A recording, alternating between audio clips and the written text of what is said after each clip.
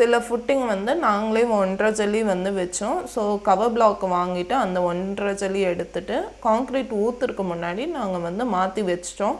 இப்போ காலம் வைக்கிறதுக்கு முன்னாடி காலத்தோட மார்க்கிங் வந்து லைட்டாக வந்து கீறி வச்சுக்கோங்க. ஏன்னா வந்து காலம் ஃபிக்ஸ் பண்ணும்போது அந்த மார்க்கிங்குள்ளே தான் அந்த காலம் வந்து இருக்கணும். ஸோ அந்த மார்க்கிங் வந்து கண்ணுக்கு தெரிகிற மாதிரி இருக்கணும்.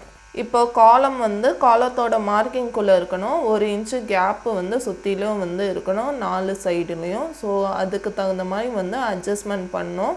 ஸோ சுற்றிலும் வந்து காலம் வந்து அட்ஜஸ்ட்மெண்ட் பண்ணி முடித்தோடனே நம்ம அந்த காலமோட எள்ளு வந்து கட்டு கம்பி போட்டு வந்து கட்டின பிறகு மேலே வந்து முட்டுக்கட்டையும் வந்து கட்டு கம்பி போட்டு வந்து கட்டினோம்.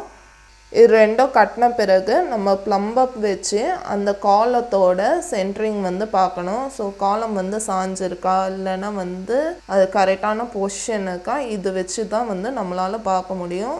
4 சைடும் அந்த ப்ளம்பப் வச்சு பார்க்கணும்.